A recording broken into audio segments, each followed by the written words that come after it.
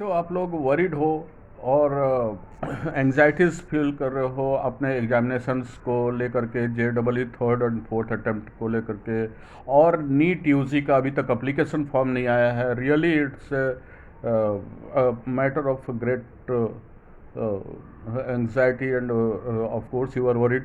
But बच्चों, जैसा मैंने अभी अपने वीडियो में जो मेरा अभी अपलोड हो रहा है उसमें मैंने बतलाया हुआ है कि आपके एग्ज़ाम्स बहुत सारे जो होने वाले हैं वो अब NTA within 2 weeks declare करने वाला है। मतलब maximum time they have given is 26th of this month, उसके पहले वो डिक्लेयर कर देंगे। So nothing to worry. अब आपको प्रिपरेशन में लग जाना चाहिए। और आज ये मैं जो वीडियो बना रहा हूँ, particularly being a senior citizen of the country, actually मैं आपको कुछ टिप्स बतलाना चाह रहा हूँ कि कैसे आप एंजाइटी से फ्री होंगे, कैसे डिस्ट्रेस से फ्री होंगे, और फ्री होकर के कैसे आप प्रिपरेशन करें। तो बच्चों, हम लोग एक चीज़ तो जानते ही है, मेडिटेशन एंड योगा।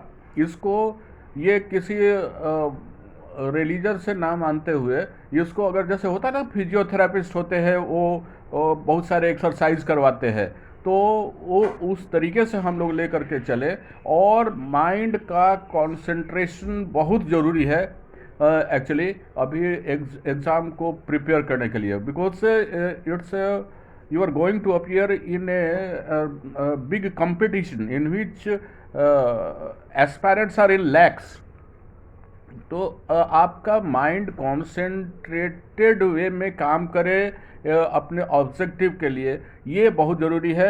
और उसके लिए मेडिटेशन करना ज़रूरी है, योगा करना ज़रूरी है। कम से कम आप आधे घंटे टाइम अपने स्टडी आवर्स में तो मैं नहीं बोलूँगा, अपने डेली लाइफ में से आधे घंटे आप इसके लिए निकालें, जो कि काफ़ी वो उसका सपोर्ट रहेगा दिन भर के आपके प्लानिंग में। ओके, तो और दूसरी चीज़ इस कंसर्न में मैं आपको बतला दूं कि एक अच्छे लॉ ऑफ अट्रैक्शन से रिलेटेड उनके वीडियोस आते हैं, स्नेहा सावंत मैडम हैं उनका, तो वो आप देखिए, और उसमें कैसे निगेटिविटी को दूर किया जाता है ये आपको पता चलेगा, और कैसे पॉजिटिविटी को लाई जा सके वो आपको पता चलेगा। क्योंकि इतने दिनों से जो चल रहा है वो निगेटिविटी भर गई है, एंग्जाइटी में आप लोग पड़े हुए हैं, तो ये रिमूव होना बहुत ज़रूरी है। जितनी जल्दी हो सके इससे आप फ्री हों और प्रिपरेशन में लगे, ये मेरा मकसद है। तो आप स्नेहा सावंत जी के वीडियो को देखें, बहुत ही अच्छे तरीके से उन्होंने ये बतलाया हुआ है इस इनफैक्ट, और यूट्यूब पे उनके वीडियोस अपलोडेड हैं, और वो आप लोग शेयर भी करें, लाइक भी करें, ताकि और फॉरवर्ड करें आगे, मतलब जिसमें कि आगे और दूसरे बच्चों को भी जा सके, वो भी एंग्जाइटी में पड़े हुए हैं, उनको भी इस चीज़ का सपोर्ट मिले, हेल्प मिले वगैरह। और सब्सक्राइब भी करें आप लोग उनके, क्योंकि उनके क्लाइंट्स मैं जानता हूँ वो जहाँ तक मुझे मालूम है वो विद इन इंडिया तो हैं ही हैं, एब्रोड में भी हैं। ओके, जैसे श्रीलंका हुआ, यूएई हुआ, यूएसए, बहुत सारे, तो वो काफ़ी हेल्पफुल होगा आपके लिए। दूसरी चीज़, कमिंग टू द पॉइंट, अभी आपको अब थोड़ा सा भी निगेटिविटी नहीं रखनी है, पॉजिटिव होना है और कॉन्फिडेंट होना है। मैंने कुछ टिप्स प्रिपरेशन के कंसर्न में भी आपके लिए बनाए हुए हैं। देखिए, अब स्ट्रेटेजिकली प्रिपरेशन करना ज़रूरी है। फॉर एग्जांपल, जो नीट के बच्चे हैं उनके लिए भी 3 सब्जेक्ट्स हैं, और JEE के लिए भी 3 सब्जेक्ट्स हैं। नीट के लिए इनफैक्ट फिजिक्स, केमिस्ट्री, बायोलॉजी जिसके 2 पार्ट्स हैं, बायोलॉजी और जूलॉजी, और बायो और जूलॉजी से 180 क्वेश्चंस आ रहे हैं। तो पार्टिकुलरली नीट वाले बच्चों को तो मैं बोलूँगा जो कि आपके लिए तो ये दोनों सब्जेक्ट्स बायोलॉजी और जूलॉजी बहुत ही इजी है, और बहुत अच्छे तरह से आप जानते हैं ये मार्क्स फेचिंग है ये सबके लिए। तो उस पर तो पूरी कमांड होनी ही चाहिए। 180 क्वेश्चंस हैं and you can solve at least 90% questions in that. तो आप सोच सकते हैं कि कितना, और हर एक मार्क्स जो है वो 4 मार्क्स का है।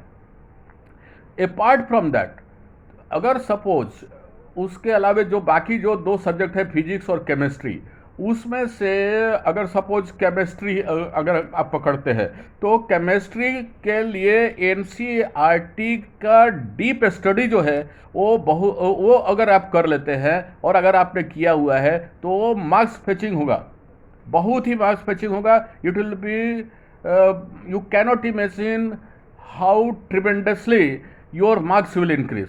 तो आप फुल कमांड उस पर भी रखें और एनसीईआरटी इज सफिशिएंट। अगर आपने किसी प्लेटफॉर्म को नहीं ज्वाइन किया हुआ है तो आप, और एनसीईआरटी अपने पढ़ा भी होगा, अब उस पर डीप स्टडी थोड़ा सा कर लें, वो बहुत ज़रूरी है। और अगर आपका फिजिक्स थोड़ा मीडियोकर जा रहा है तो उस पर सिलेक्टिव स्टडी करें चैप्टर वाइज, जो इम्पोर्टेंट चैप्टर्स हैं। उसके लिए ये है कि आप पास्ट 2016 ऑनवर्ड्स, 2016 से जब से नीट का फॉर्मेशन हुआ है, तो क्योंकि उसके पहले तो AIPMT ले रही थी, तो आप नीट का जो पैटर्न है उसको समझिए 2016 ऑनवर्ड्स, और उसमें से आप ये गौर कीजिए कि किस चैप्टर से कितने वेटेज पढ़ रहे हैं और कितने क्वेश्चंस पूछे गए, तो वो आइडेंटिफाई करके उस चैप्टर को कमांड करना जरूरी है। और फिर सपोज मीडियोकर अगर फिजिक्स पढ़ रहा है आपका, तो आप इजी चैप्टर्स को पहले कवर कर ले उसमें, तो that will be beneficial for you. और जो टाइम बच रहा है उस पर आप दूसरे प्रिपेयर भी कर सकते हैं। एंड जिन बच्चों के तीनों सब्जेक्ट्स अच्छे हैं, सुभान अल्लाह, बहुत अच्छी बात है, और they can fetch good marks in that, best of luck for them. और अगर सबके लिए मैं बोल रहा हूँ, अगर एनसीईआरटी बुक्स आपने कर लिया है तो एक स्टेज आपने पार कर लिया, एक पड़ाव आपने पार कर लिया। अब सवाल ये है कि अब आपको PYQs, चैप्टर वाइज PYQ करना चाहिए। कम से कम 40 से 50 क्वेश्चंस तो आपको करने ही चाहिए, और जो छोटे चैप्टर्स हैं उसमें 30 क्वेश्चंस आप करें, ताकि ब्रश अप हो सके आपका नॉलेज। अब क्योंकि आपको इमीडिएट एक्शन में आना ज़रूरी है। देन और ये रिपीटेडली होना चाहिए, प्लस MCQs पे फुल कमांड, अपने गलतियों को पहचाने, सिली मिस्टेक्स ना हो। In fact that is very very essential, क्योंकि सिली मिस्टेक उसको बोलेंगे कि मैं जानता तो था लेकिन छूट गया जल्दीबाजी में। ऐसी स्थिति ना हो, क्योंकि वो सबसे ज़्यादा उससे दुख होता है कि अरे यार मैं जानता था, एग्ज़ाम में नहीं कर पाया ड्यू टू दिस। तो this type of mistakes must not happen. और ये तभी संभव है, it is possible only in the case when you will B solving the problems, PYQs and lengthwise mock-up test at least 3 to 4 times। कम से कम 3 से 4 बार आप PYQs करें, और जो mockup length wise mockup test है वो आप दे। उससे होता क्या है, मान लीजिए कि फर्स्ट टाइम में आपने 40% सही किया, चलिए मान लिया। सेकेंड टाइम में मैं शर्त लगा के बोल सकता हूँ कि 20% का इंक्रीज रहेगा, यानी 60%। थर्ड टाइम में आपने किया 80% किया, और जैसे ही आप चौथी बार करेंगे आप you will be able to do 100% accuracy. Okay, तो आप ऐसा प्लान करें, वो that is very very essential. Another thing, अपने आप पे विश्वास रखें, be confident upon your self. आपको न दाएं देखना है न बाएं देखना है, दूसरे बच्चे क्या कर रहे हैं इस पर भी गौर नहीं करनी है। कोई डिस्ट्रैक्शन वाली चीज़ें अब आप ना करें, क्योंकि बहुत लिमिटेड टाइम है और उसी में आपको अपने रिजल्ट दिखलाने हैं। You have to get admission is a good college, okay, तो that is very very essential. तो अब बहुत ही क्रूशियल टाइम आ गया, क्योंकि मैक्सिमम 2 सप्ताह में आपके अनाउंस होने वाले हैं डेट्स एग्ज़ाम के, और आपको टाइम मिल जाएगा। इनफैक्ट मतलब एग्ज़ाम देने का टाइम मिल जाएगा, कहने का मतलब। तो अब जो है, you don't have to waste your time in anything, plan your self nicely. और टाइम मैनेजमेंट बहुत ज़रूरी है, time management is very very essential. Then for that what you have to do, make a time schedule अपना बनाइए, make a time table for all the things. 2 घंटा physics करना है, 2 घंटा केमिस्ट्री करना है, 2 घंटा बायो करना है, 2 घंटा जूलॉजी करना है, या फिर JEE वाले 2 घंटा फिजिक्स करे, 2 घंटा केमिस्ट्री करे, 2 घंटा मैथमेटिक्स करे। हाँ, another thing which is a vital, always remember you are not a robot, you are not a robot. तो आप कंटिन्यूसली ऐसा ना करें कि फिजिक्स कर लिया, चलो 2 घंटा खत्म, उसके बाद केमिस्ट्री चालू हो गए, उसके बाद बायो या जूलॉजी करने लगे, या फिर मैथमेटिक्स कर ले। कंटिन्यूसली नहीं, कम से कम ब्रेक चाहिए। अगर 15 से 20 मिनट आप अपना ब्रेक देते हैं, तो डेफिनेटली आपका जो ब्रेन जो अभी तक कंटिन्यूस काम कर रहा था, उसको आराम मिलेगा। Oh that is very very essential.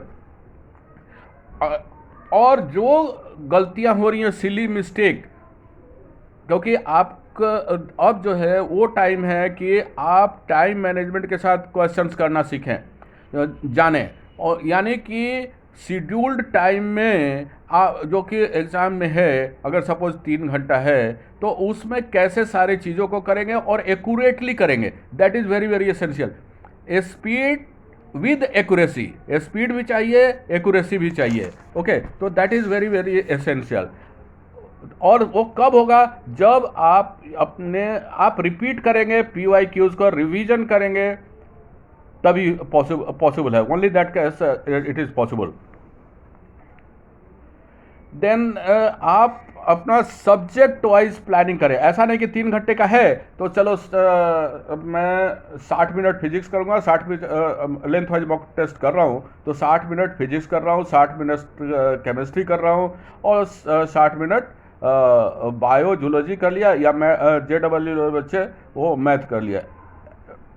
ऐसा नहीं, आप अपना प्लान कीजिए कि फिजिक्स में कितना टाइम देना है, क्योंकि जब एग्ज़ाम देंगे आप, तो आपके पास इतना टाइम बचना चाहिए कि जो सब्जेक्ट आपको हार्ड पड़ रहा है या मीडियोकर है, उस पर आप ज़्यादा टाइम उसके लिए बचा सके। तो that is very very essential. आपके जो इजी सब्जेक्ट्स हैं, उसको पहले ब्रश अप करके उसमें इतना ब्रश अप कर लें कि वो कम टाइम में आपका हो सके। जैसे अगर नीट वाले बच्चे हैं तो बायो और जूलॉजी जल्दी कर ले रहे हैं, केमिस्ट्री जल्दी कर रहे हैं, तो उनको फिजिक्स करने के लिए ज़्यादा, और फिजिक्स मीडियोकर अगर है तो उस पर वो सॉल्व करने के लिए उनके पास ज़्यादा टाइम मिल रहा है। JEE वाले बच्चे हैं, अगर उन्होंने केमिस्ट्री पहले कर लिया और फिजिक्स कर लिया जल्दी, तो कुछ टाइम फिजिक्स से बचा, कुछ टाइम केमिस्ट्री से बचा, वो टाइम वो मैथमेटिक्स में ऐड कर सकते हैं। जैसे मान लीजिए कि 30 to 40 मिनट में या 45 मिनट में केमिस्ट्री कर लिया, अब जो है 50 मिनट उन्होंने लगाया फिजिक्स पे, तो 10 मिनट्स आपका फिजिक्स से बच गया, और अगर 45 मिनट केमिस्ट्री में लगाया तो 15 मिनट यहाँ से भी बच गया, तो 25 मिनट्स बच गया जो कि मैथ्स में लगा सकते हैं। तो in this way you can plan, और बहुत अच्छा स्ट्रेटेजी हो जाएगा। और definitely with in the time period I am giving you 100% guarantee कि आपका प्रिपरेशन हो जाएगा, चाहे वो एग्ज़ाम कितना भी पहले क्यों ना हो। ये ना सोचे आपके आपका प्रिपरेशन नहीं होगा, आपको अक्टूबर तक टाइम चाहिए या सितंबर तक टाइम चाहिए, ऐसा नहीं। एक डेड लाइन आप लीजिए और प्रिपरेशन बस स्टार्ट हो जाइए, शुरू हो जाइए। अब कुछ टाइम वेस्ट करने की ज़रूरत ही नहीं है, देयर इज़ नो नीड। अब पूरी तरह से आपको लग जाना चाहिए। Thank you very much, bye bye. अगर ये आपको वीडियो अच्छा लगा तो प्लीज़ नए बच्चे सब्सक्राइब करें, शेयर करें, लाइक करें, और जिन्होंने सब्सक्राइब कर दिया है thank you very much for them, उन्होंने सब्सक्राइब किया हुआ है वो भी शेयर करें, लाइक करें इसको। थैंक यू वेरी मच बच्चों। Have a nice day, bye bye, thank you.